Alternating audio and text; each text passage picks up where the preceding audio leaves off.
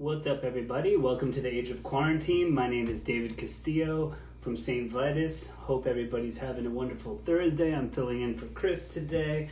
I am talking to Yvette Young, incredible guitar player from the band Covet, which just released a great new record, really amazing kind of math rocky Don Caballero vibes. She's an amazing player, and I look forward to talking to her. Hope everybody's been doing well out there. Wanted to really quickly just give a shout out to Angela Owens, who just had one of her t-shirts of a photo of Riley Gale from Power Trip, who passed away, just printed as a t-shirt, and all the proceeds are going to Dallas Hope Charities. So support Power Trip, support Riley, and do some good in the world. Check out Angela Owens' profile. So we have Yvette here, ready to rock. Let's see what is up. And 3, 2, 1. Hi. Hi. Yvette. Very nice Hello. to meet you. How's it going? Lovely to meet you. Greetings from my van. Yeah, oh, nice. All right, cool. We're doing the van style. You, Yeah. let's see. You're in line with Hoya from Madball. Was in his car when he did one of these. Jake from Converge was in his car as well. But I think this is our first van interview. We're currently out doing like a live session thing. So inside the studio, I figured was a bit noisy, and I think this is like the least noisy place I can go. So, all right, cool. Excuse my background. Is it like a live stream kind of thing, or what are you guys doing? So basically we never got to do our headlining tour. We had this like really big headliner planned with our friends, and we were going to play the new album on the tour, but then, you know, COVID happened and everything got canceled. So we actually had never like gotten together as a band and like properly played the songs. So we figured we might as well do like we record us playing through the entire record and then release it kind of like a premiere of us actually playing the music live. So when the record was made, was that just like the last time that you played was just recording it, but was that just done sort of track by track, or did you guys all get into a room and all play? How was the recording of the record done? The process was crazy, like, because, you know, being a touring musician, you kind of don't really get much of a break to write. So I feel like anytime you have home, at least anytime I have home, I'm like, okay, I got to just buckle down and like write new music, because I can't do it when I'm on the road. I can't just like bust out a laptop or something. I do it the old fashioned way because I'm stupid. But yeah, I guess. No, I'm always impressed when people do that. Like they're on the road and they're just like making beats or something. I'm like, I don't know. It's like, for me, I can't even get in the mental headspace to want to open my laptop to make music. Like, I feel like I'm just so drained and I just want to sleep and just sit quietly somewhere. So yeah, the process was basically I wrote a lot of the songs right before going to the studio. Like, we booked the recording date, so I basically had this deadline that I had to meet. And I don't like to fail, so I like wrote all the songs at that time. But then my bandmates didn't even really get to hear some of them fully until we went to the studio. So they were plugged into their laptops listening to the scratch track that I made for them. And then, you know, some of the parts are written on the fly. But yeah, it all came together in the studio. Yeah, wow. So it's really interesting. I always think about this one in regards to especially bands that are really heavy on more instrumental kind of arrangements and stuff like that. Obviously there's a couple of vocals on this record which are really great, but there's obviously a lot of that kind of happening. And you know, whether everybody gets into the room, how does it really kind of come together? Obviously the band is sort of built around you, your playing style, and everything you're doing. I want to actually kind of go back from present day to kind of actually ask you some questions more about your youth. At Age of Quarantine, we like to kind of chart the journey a little bit. Of course. And so I wanted to sort of ask what kind of drew you to music earlier on. I saw that you at first were into piano and violin. How did that sort of journey start for you? Well, it's kind of crazy. Like, I guess my parents are both very musical. Like, my dad plays the accordion, and my mom, you know, just had she was just his accordion student, which is kind of cute, right? Sounds like a Wes Anderson film.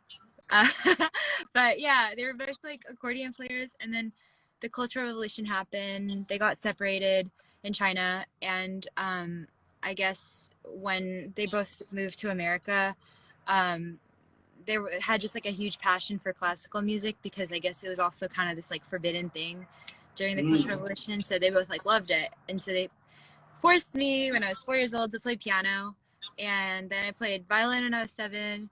And I played in a couple orchestras. But it was like a lot of pressure for me when I was in school. And it kind of, I guess, deterred me from actually liking music, because it was forced on me, and there's a lot of pressure. Like I had to do competitions, and I had to do recitals constantly, and if I didn't win competitions, there were like consequences. So it just kind of instilled this like unhealthy, competitive, like you can't fail mindset in me, and it made me sick. So then when I was in the hospital, that's when I decided to teach myself guitar just as an outlet. And then guitar kind of made me fall back in love with just music in general. And now I'm playing all 3 instruments again because I love it. What do you mean by like got sick? What happened there? It's complicated, but like basically in a nutshell, home life was kind of stressful, and then I it's just a lot of kids, I think there's a lot of pressure to just like excel at academics, and I had kind of like a rocky home life at the time, and I just, as I mentioned, I had to win all these competitions. Sure. So it's like I feel like just all that pressure on like a 15-year-old child at the time, it's like it's a lot, and juggling school and like social pressure. I became like really depressed, and I had like a bunch of anxiety disorders, and then I stopped eating, so it turned into an eating disorder. And then I got hospitalized because my heart stopped working. And in the hospital, that was when I decided I was just gonna like play guitar for fun, because I listened to some Radiohead songs and I grew up going to shows.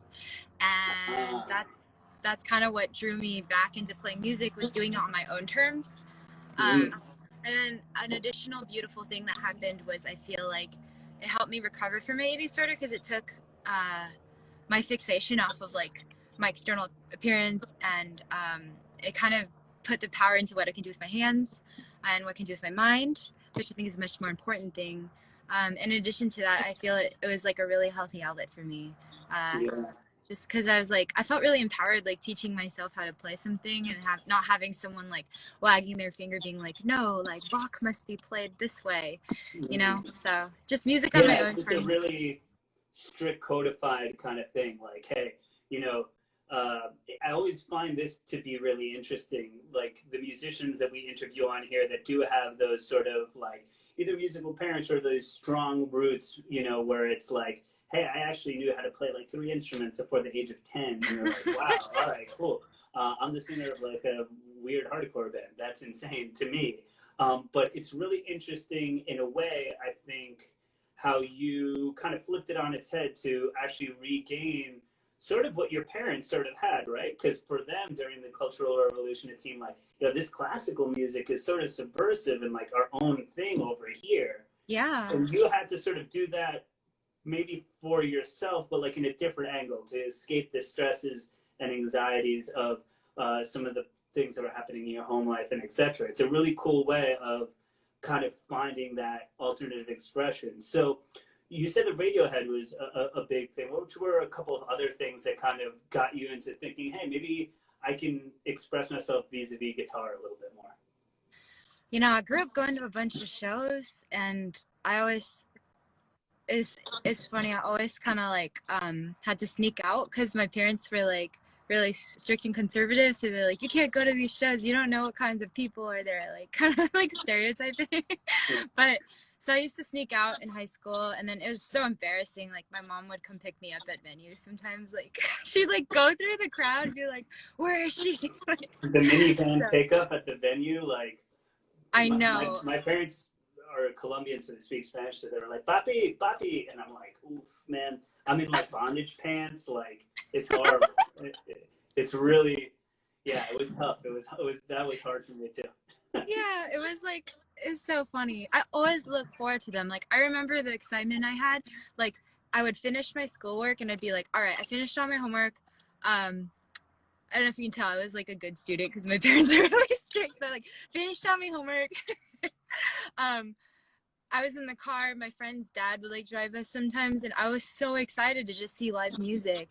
And at the show, I remember I would be so excited, you know, watching people do. It looked like magic to me because I didn't play guitar at the time. I just played piano and violin. I was like, whoa, like what are all these pedals? Like, what are like, you know, it's and everyone's just like so hyped. It's just like such cool energy to be around, and I feel like it was a really great way to like meet people from different backgrounds, but you have like something in common with them, and that's like the love of this band or this style of music. And you know, I'd always leave with like new friendships. MySpace was big at the time, so you know, like add me on MySpace.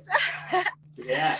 But I mean, were there any bands or like a local scene that like that or local bands that really like stuck out that you were like, oh man, I love these guys at the time, or this really changed my mind on music a little bit?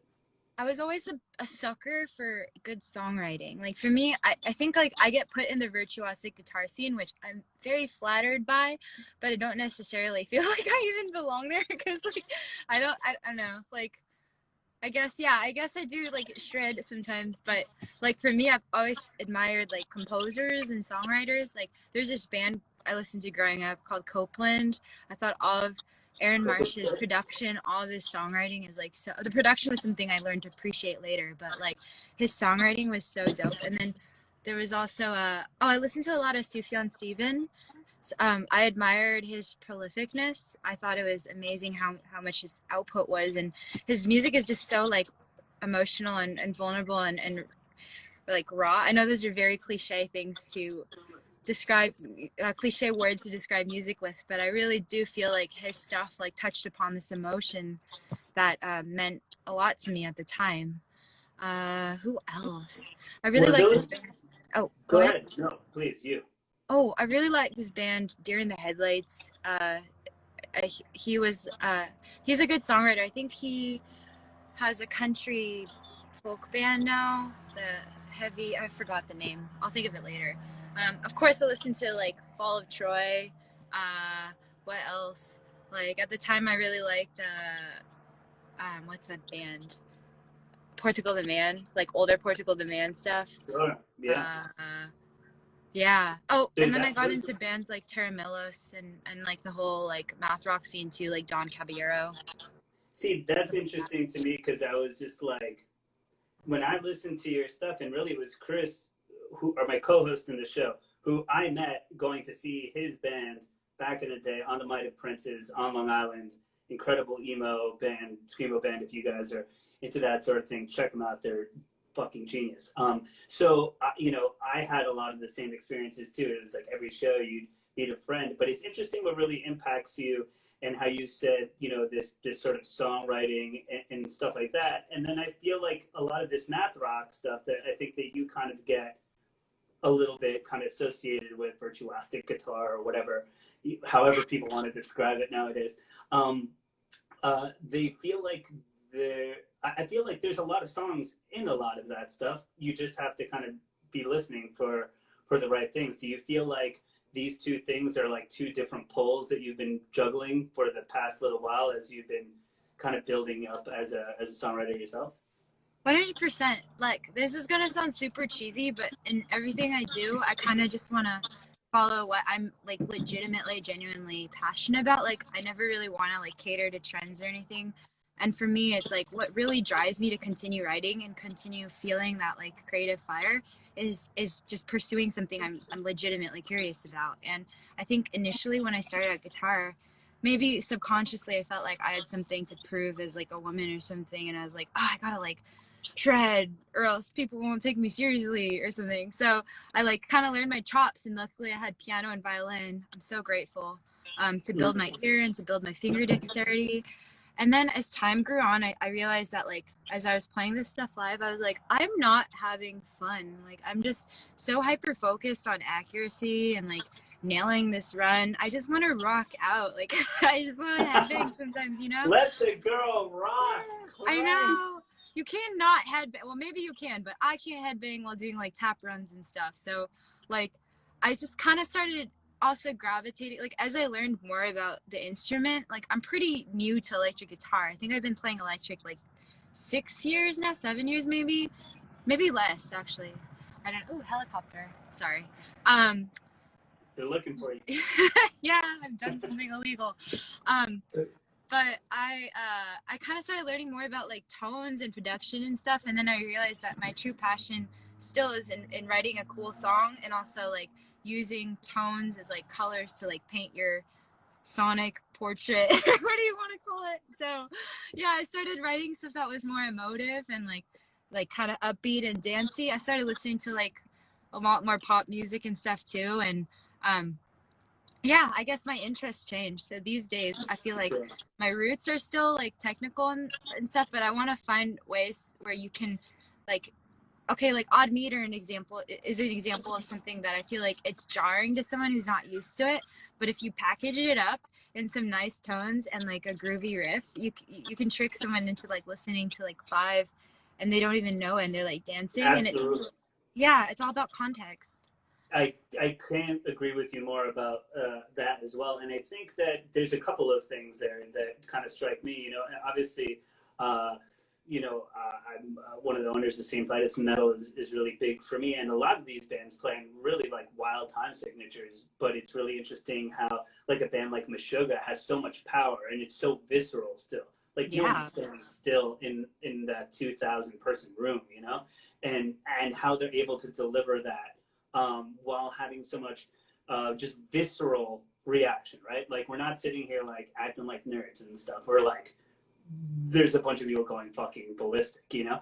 And there's something about that like you sort of said, you wrap it up in the right way and you can maybe coax people into these rhythms, these different things that you're sort of trying to do. One of the things that you were talking about, and you're kind of talking about like timbre and color, and things of that nature, which I always just find fascinating. I always feel like synesthesia and like the ideas of like, you know, certain songs feeling like, oh, this song feels, you know, blue or red or something like that.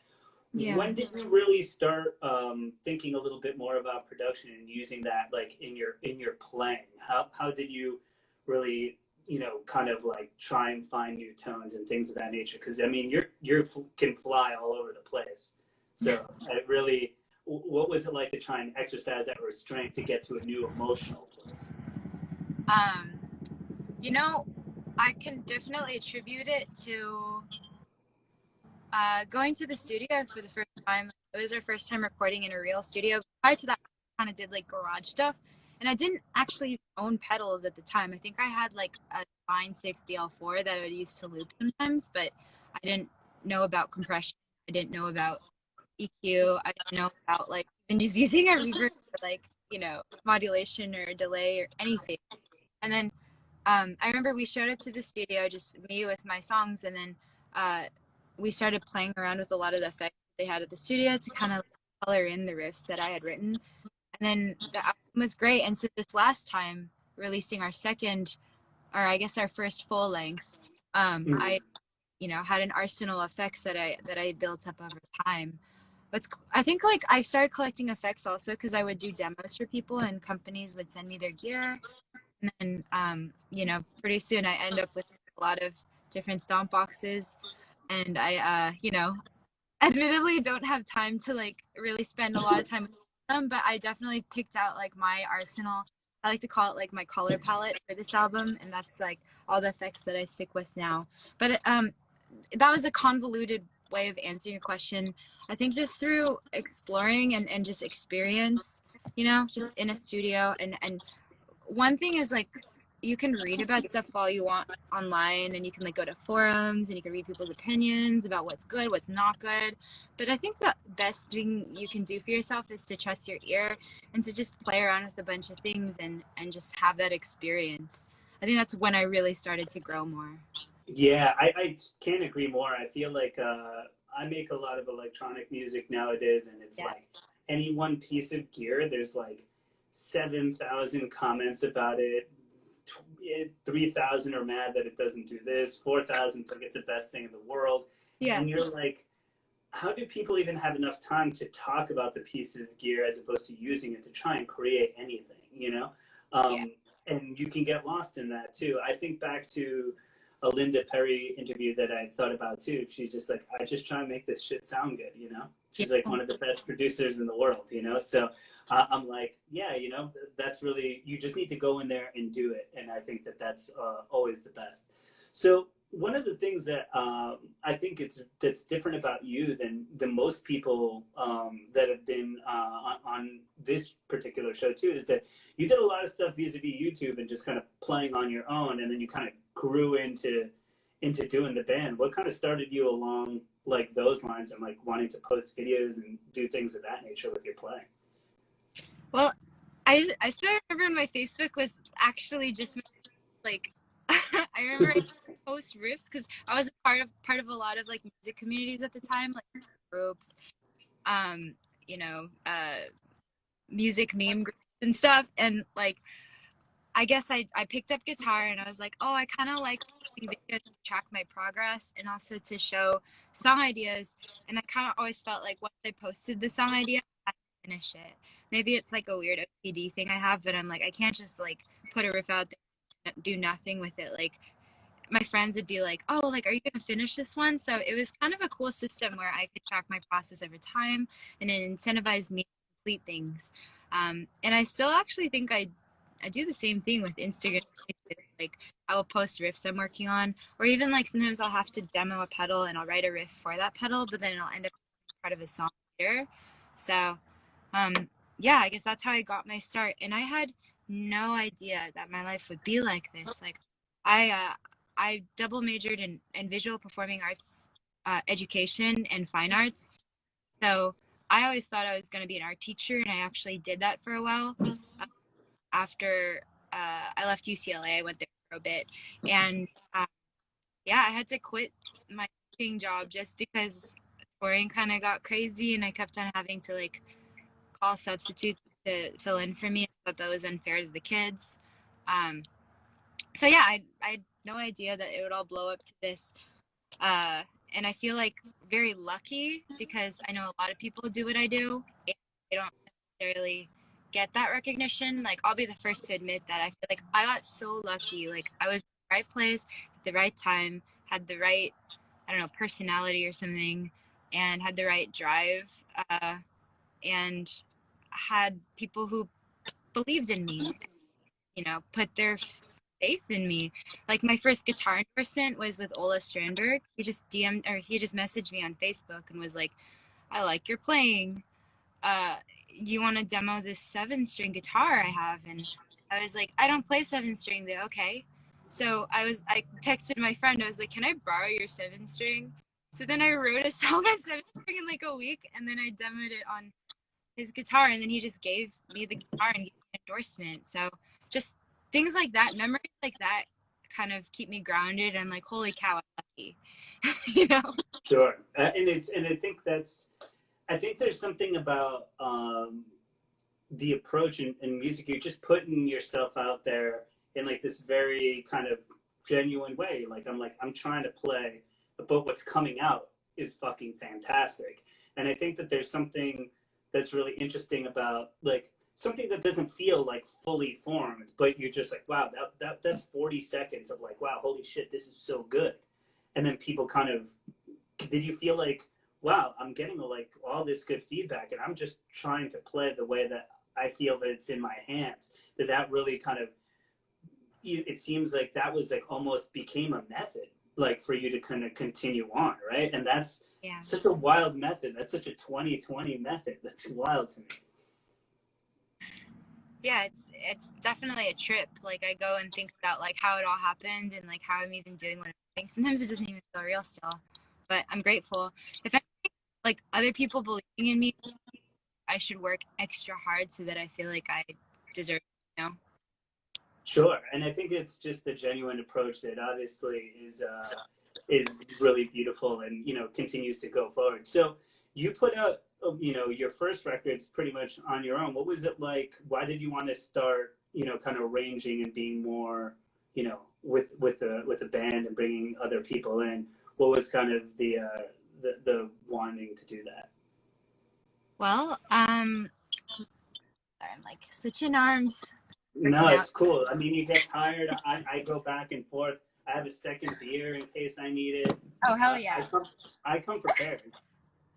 Um, I guess like I always wanted to be in a band. Like going back to my whole story about how you sneak out to shows and watch just people Yeah. shred it on stage. I was like, that's so cool. Like they're all friends. I mean, now I'm learning that that's not always the case.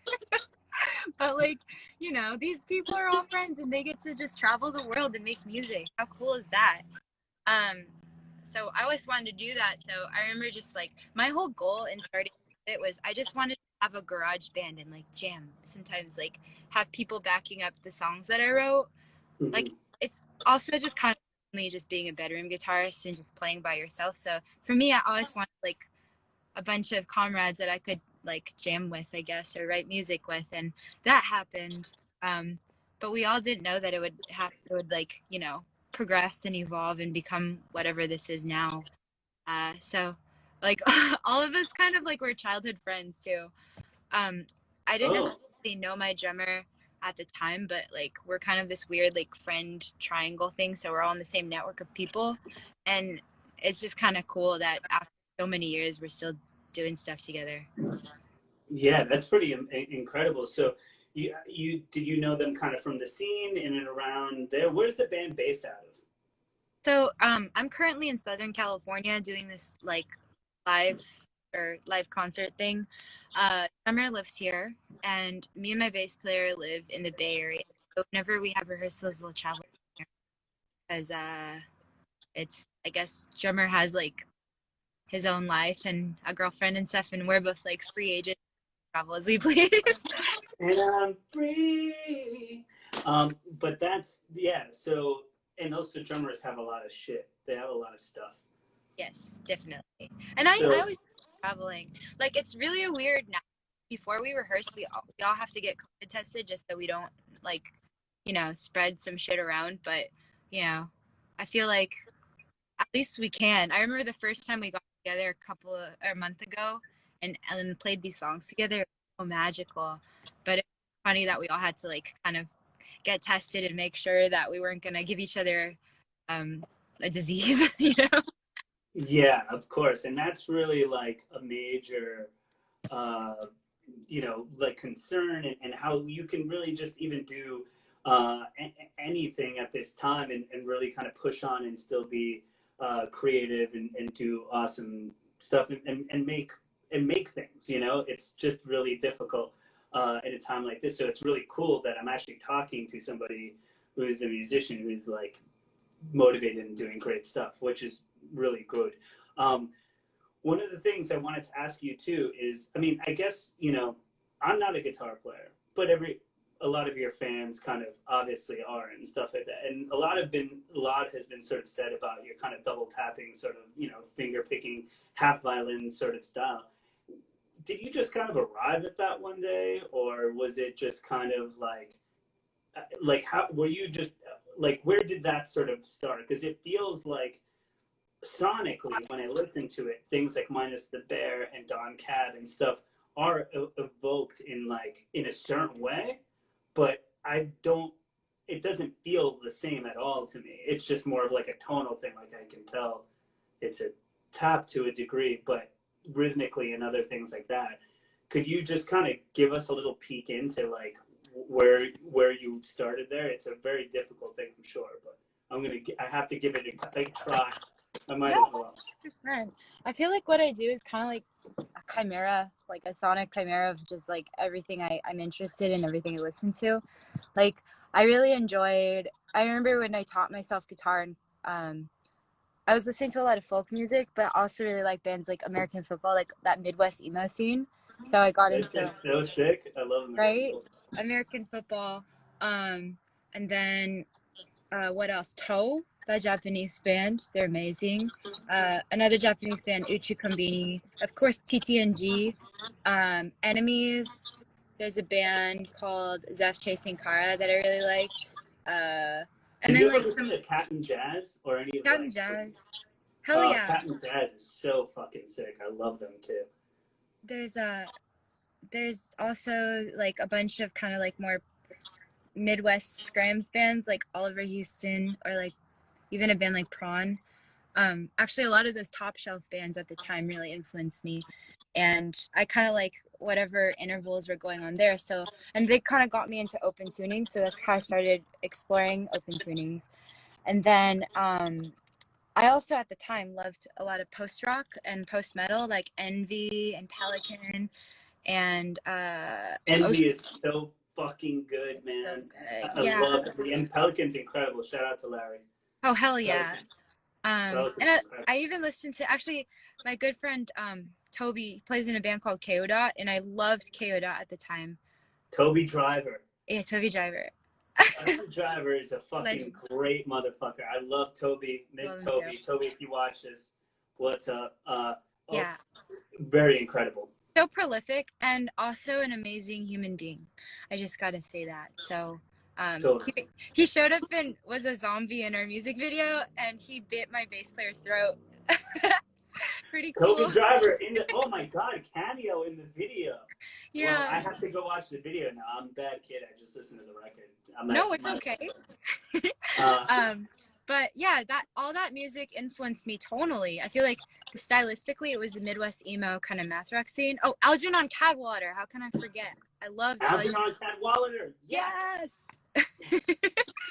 Yeah, 100%. Rips, dude. Oh Yeah. my god, I haven't heard that name in like years. Oh, I need the second beer. So The good. second beer is coming out. Hell yeah! I wish I you- could just have this invisible drink. Yeah, but this is for you. Cheers. Thank Algernon you. Cadwallader. Man, I haven't thought about that band in fucking a million years. God, Right? that's great. So that was what was starting to kind of give you a little bit, like you said, the open tuning, and that kind of like was what you were like, hey, let me try this and see what kind of comes out. Yeah, 100%. And then like, you know, kind of got into just looping from all of that. And then, yeah, I started listening to a lot of like, I think post metal and like sludgy stuff too, which kind of got me into using more fuzz and overdrive in my writing. And post rock, shout out to my label mates Caspian. I listened to a lot of Caspian at the time. Yanni, what up? Shout Wonderful out to Don people. Yan. Yeah. That's great. Caspian's absolutely awesome. Has played Vitus. Pelicans played Vitus. A lot of these bands that you've mentioned. Can I tell you? All of Toby's bands. I was gonna tell you a funny story about us playing a show with Caspian. So I remember I was like such a Caspian like fangirl or whatever, and then our label guy Fred was like, "Do you want to play a show with them?" And I was just like, "Yeah, that would be amazing." So we flew out to Saint Vitus and we played a show with Caspian there. Yeah. But then we didn't have any of our gear, so we backlined Caspian stuff. And I remember it was a nightmare because I didn't really know how the amps like sounded at the time with my gear and my board. So I think I played like the worst show of my life in front of Caspian, and I was just hella At Saint embarrassed. Vitus? Yeah. I was at the really show. bummed. I was at the show. I was really bummed. You should know that I was really bummed out. It wasn't you guys. It was just, you know, you never know how like stuff sounds and like new gear. I'm so happy that you brought this up. You want to know why? Why?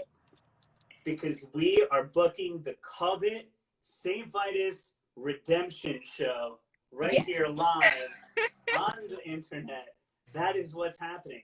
I'm so down. We have to have a redemption show. You can't go out like that if you think it's the worst show and it happened to Vitus. We can't do. That can't happen. I want to get revenge. Exactly.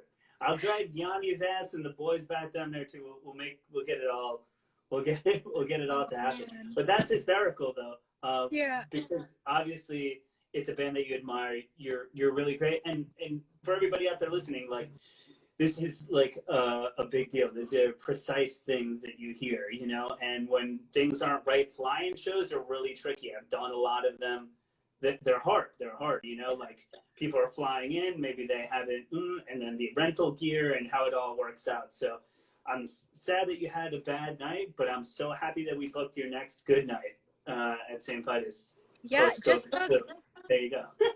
it wasn't your fault. It was just the circumstances, and you know, I'd be so happy to play there again. I hope we can just tour with Caspian once, you know, all this crazy shit clears up eventually. Totally. Eventually, Yeah. whenever that may be. I want to ask you. So speaking of, you know, flying in, playing live, doing that sort of stuff, how did it feel to kind of just, you know, inhabiting the stage with a band and being in a band? Like, it seemed like that was the goal from the start, in a way, from your teenage like moments of like, how does it feel? How did it feel when you were like, fuck, I'm doing it. I'm not like on YouTube. I'm not in my bedroom. I'm not by myself playing in front of people. I did it. I'm in a kick-ass band and we're playing in front of a bunch of people. It felt scary at first because you know, I've always had performance anxiety. Like even my classical days, having to go up and play like a piano recital was just, I wouldn't eat for a week. I would be so nervous. I just would be like, I'm not gonna eat until like I finish this recital, and then I'm gonna go just mukbang like somewhere. Like, so it felt scary but also really surreal. And I feel like I've gotten better at live performances on stage with time.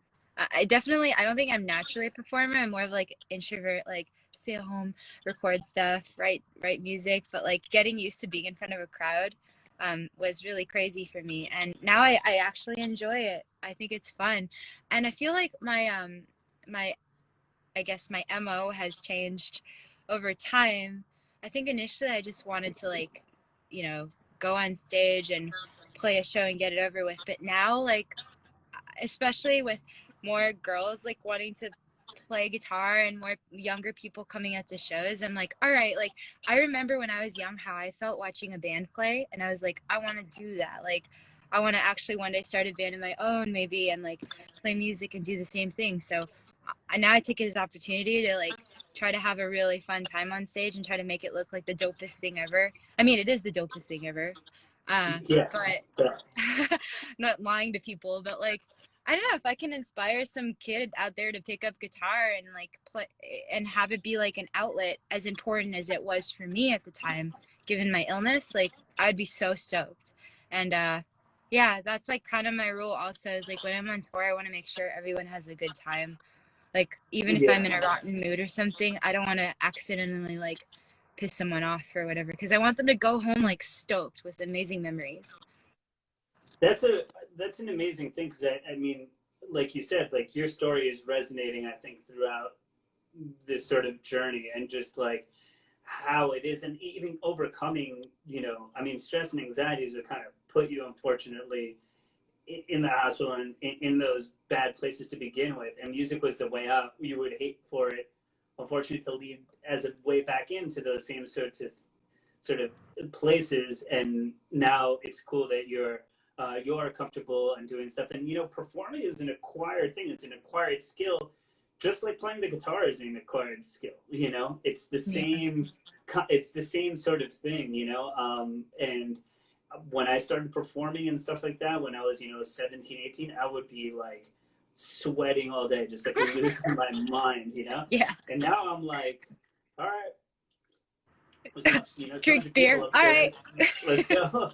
You know, and I really just try and have a really occupied day to kind of keep me from thinking about it most of the times before I go up there, whether it's in Primitive Weapons or with Chris, or if I'm, you know, doing a bunch of DJ stuff or whatever have you.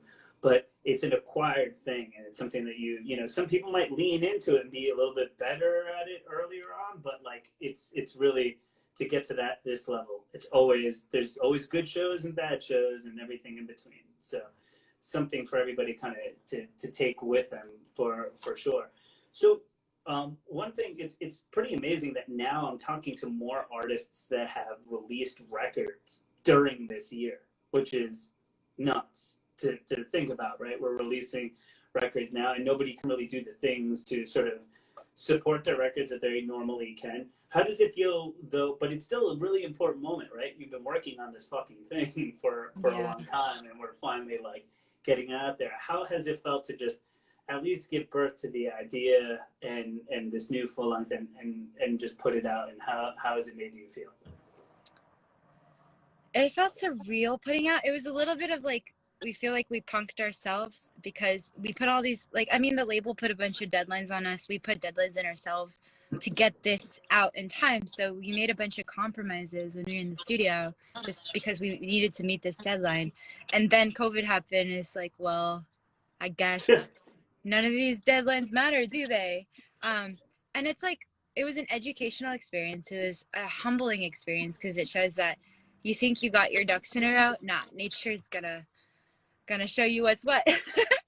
So, you know, it was kind of like a lesson for us to just like not stress so much about deadlines and everything, and that you never know what can happen. And you got to just make the most out of what you're given, the circumstances you're dealt. It was a relief for me. I always love releasing music because then I can just get over it and move on to the next thing. So for me, it's so funny, not to make things dark. I guess we're on the Saint Vitus page, so we can be dark here. Let's vibe. We're on the vibe. Yeah. We're on all beer right. too. I have this joke where Look, I'm like, it says it's not normal on the beer. It's fine. We're perfect. I always joke that the only time I'm afraid of dying is right before my record's out, because I'm just like, yo, like, I gotta make sure that like everything that I've poured myself into gets released. You know, I don't want to just like die and then everything I worked for like the last couple of years is just like nobody ever hears it. So like, you know, well, as soon as it's out, not that I want to die, but I can die knowing that like all my work and everything I pour my time into is out. You know, I honestly think that that's not a far-fetched like statement. I think that through art, you're usually trying to find, and I think a lot of people have tried to find some sort of, you know, even look at like someone like David Bowie with Black Star, some sort of like little bit of immortality a little bit, or to leave their mark, right? And there's this sort of really like existential sort of thing to making something and feeling compelled to make and make a lot. And I you know, I think that when you have a lot of these conversations, it's really a big thing. You know, you're like, man, I don't want things to be left on the cutting room floor. You know what I mean? I want to do the best that I can. And I get really nervous when it comes to committing anything on tape, you know, because then it's forever. It's there. And then you're like, man, I'm so much better than I was then, but fuck, well, it is what it is. Yeah. And living with those things is sort of part of it, you know? But how do you feel, so do you feel like, you know, you've kind of come over that moment now that you're like, okay, well, at least it's out there and people are, it's just there, whether they're enjoying it, whatever have you, but it's just out. Do you feel like a bit of that, or is it like, fuck, I got 30 new riffs and I wish I could get to work?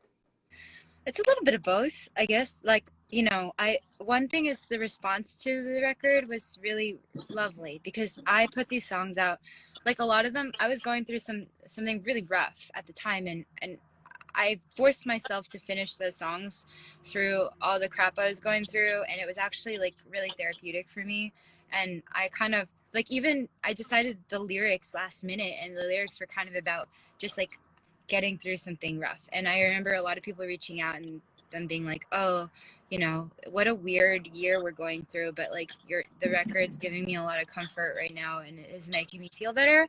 And so for me, that's like, as an artist, I'm like, all right, I'm very satisfied because my objective isn't to get like the most streams in the world. It's more like my intent to put out this record was to make music that was like healing or whatever, and like comforting and like a big warm cozy blanket, and it seemed to have done that for some people. So I'm like, yes, like the objective that I set out to do was accomplished.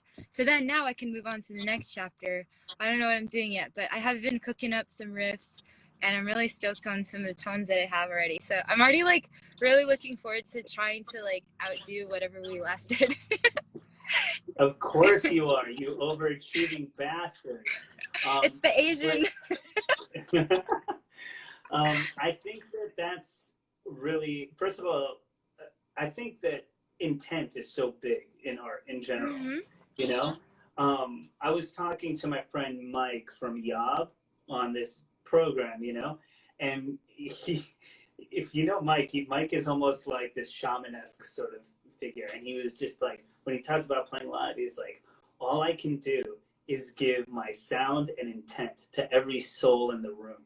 And he just like, and Mike's not, he's very laid back about it, but he just said it. And I was like, damn, that's so true. But that's what you're just giving. You're giving that intent and that moment, and let people do what they want with them. But it must be really satisfying. And it is satisfying when people come back to you and either said, hey, I had this great time, or it feels like a good friend, right? Like, how does this motherfucker all the way over here in Southern California know how I feel over here in New York? You know, and like, that's the thing that makes what we do very special, you know? And that's why it creates a new space.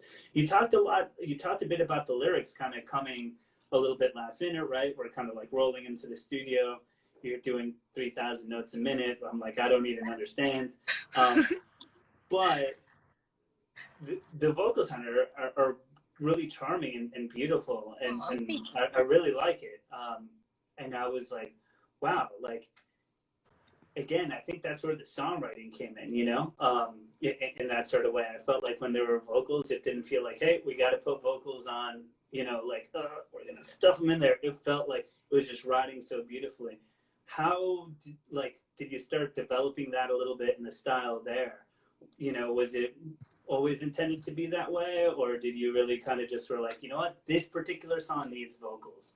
This I'm going to pull back. How do you make those decisions?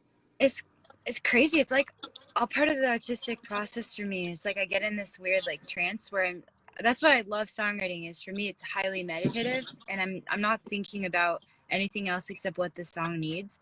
Like for me, my bandmates will agree. Like, we don't write stuff to serve our egos or whatever. We just want to like serve what the music needs. So I remember when I wrote some of those songs, I was like, these have to have vocals. Like, this riff kind of drags on too long, and I totally hear this like weaving melody, this vocal line, so it needs something there.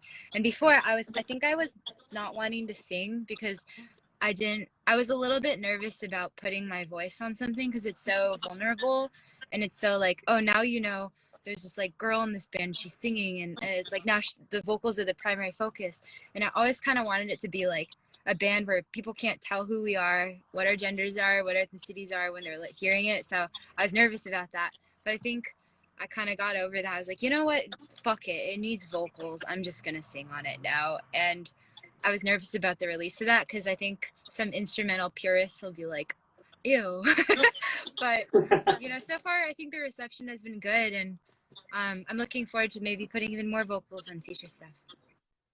Sure. Yeah. I think that, again, it's also just about going where you want to go, right? And like you were saying earlier, being like visceral and feeling that and being meditative and in the moment and being like, hey, fuck it. Like, this is what's coming out. And so you're going to have to, you know, kind of deal with it or whatever. And I think it's always when the external voices start making their way in when things get bad. Keep following yourself, because that's what's gotten you here, you know? 100%. A lot of people think certain ideas are sort of ridiculous until somebody does them, and you'll be like if I explain certain things or you say certain things like, hey, I got this lyric, it's called Friday I'm in Love, it's going to be profound. And then you're like, yeah, but then Robert Smith sings it and you're like, okay. Like, it right works. So and I feel like it's huge. Oh yeah, and I feel like following rules, like it's rules are there for a reason, but I feel like nothing really new gets created if you just do what's safe, right? So like for me as an artist, I just want to try to improve over time, and I want to try new things. I don't want to be stagnant, and I always want to try to challenge myself. I know that sounds really cheesy, but it's what kind of keeps my thirst for creation alive, is trying to do something that I don't think I can do and then like conquering it. So or like experimenting with breaking some weird rule. So I think, you know, it's important to learn the rules, but like breaking them, that's how you end up with something totally new, and maybe, I don't know, other people even try to copy it if you're lucky. Yeah, sure. Absolutely. When it comes to artwork and things of that nature, the release has some really beautiful artwork and stuff. So, Thank you. I saw the latest video, which is kind of you guys kind of a little bit more performance and stuff. But how did you kind of really choose the artwork and the aesthetic of the band? Because I always think like on that level, that's a huge part to play. And I was like, wow, this record actually doesn't look the way that I kind of may have perceived it to look after listening to it for a minute. How did you kind of develop the concept and the look for the record? It's so funny. I didn't even have a name for it. Like at the time, I remember I was at the studio. I was like, I feel like we have a very wide palette of tones here, and we have like different styles, So I was like, all right, it's rainbow. We're thinking like something colorful, something that embodies like having a variety. And we were going through words, and I was like, what about Technicolor? And then my bandmates were like, hell yeah! It's kind of connotes something from the past too, and we use a lot of chorus. I was like channeling some Rush, like Police vibes on some of them. So I was like, all right, cool. I like that because it carries like this nostalgic feel to it, but also means like it's very, bright and playful. So then I was like, all right, I'm going to reference our last album cover because there's a huge chrysanthemum on Technicolor. And that's like one of the flowers from the face of the person in a florist. And then I was like, wouldn't it be fun if it was kind of like this muted purple color, and then a big flock of birds came out, Goldie and finches, because they're the most colorful bird I know. So that's how the cover happened. It was so funny. After I finished tracking guitar, I literally went to Michael's and I created that cover in my bunk bed at the studio in Long Island. And that studio doesn't have a little light, so I had to buy a desk lamp so I could actually see what I'm doing. And I kind of just like worked through the night, and I made the cover for it. So you made the cover for it yourself? Oh yeah, I do all the art for all the designs and stuff for Covet. Like I do. Wow, I did not know that. That's wow. That's a full three. That's a 360 turn there. You recorded this record on Long Island. Yeah. Where I was born and raised. Port Jefferson. Where were you? Port Jefferson. Port Jeff. Wow, Gulf Coast. Very nice. Where were you? I grew up in Wantagh, Long Island, so the South Shore, right by Jones Beach. So Port Jeff is probably like 30 minutes away from where I grew up. I probably drove by your turf. Yeah, totally. Probably cruised by. What studio did you record the record at? We recorded at Voodoo Studios. It's a cute little cabin tucked away in the woods. Nice. That's a good place to go make a record. Port Jeff is a really beautiful and charming town where I'm sure you could just see the sea and cute little things, and like it seems a good place to kind of get away from it all. Is there any particular reason you chose that place? We went with it for Florist, and we were like, we liked the kind of workflow there, and we knew the people very well, so we wanted to just go to the same place as where we did our EP. And like I like being loyal. I like just working with the same team. Our whole team is East Coast, like our record label, Triple Crown, management, booking agent. For some reason, everyone's in the East Coast. So what that's telling me is maybe I should just move to the East Coast. That's cool. So how did you kind of make those connections with this sort of East Coast crew to kind of, work with? I feel like just a lot of it's word of mouth, to be honest. Like all of them are friends already, which I enjoy. I think a work environment is nicer when you already have rapport and trust with everyone around you, and you have like a certain communication style that everyone's used to. Sorry, I sound like a robot right now. Beep boop. But yeah, everyone already knew each other. Everyone already like comfortable working, and it was effortless. We had a manager who was from LA, and I feel like the communication wasn't very great. So I don't know. They're all friends. Yeah.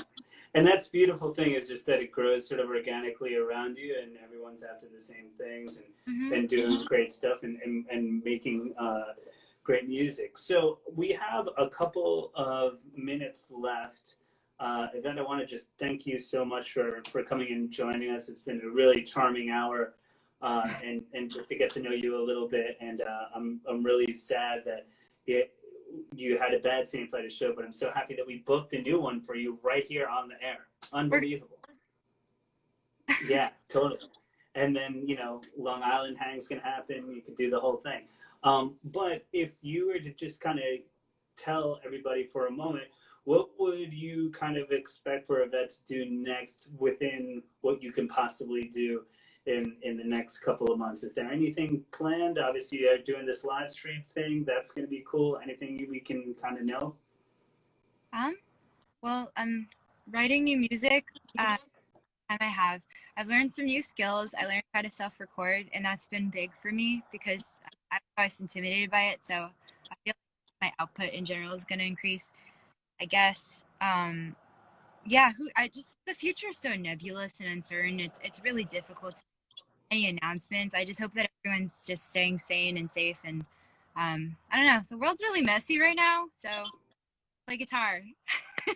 Yeah, I feel the same way. I mean, you know, people ask me about Vitus and reopening and stuff. I'm like, I'm not sure at all. It's all in the stars, but we're working hard behind the scenes, and we're gonna see the other side of this thing, hopefully. So, and we look forward to having people like you come and play again. So, thank you so much for your time. It's been fucking great.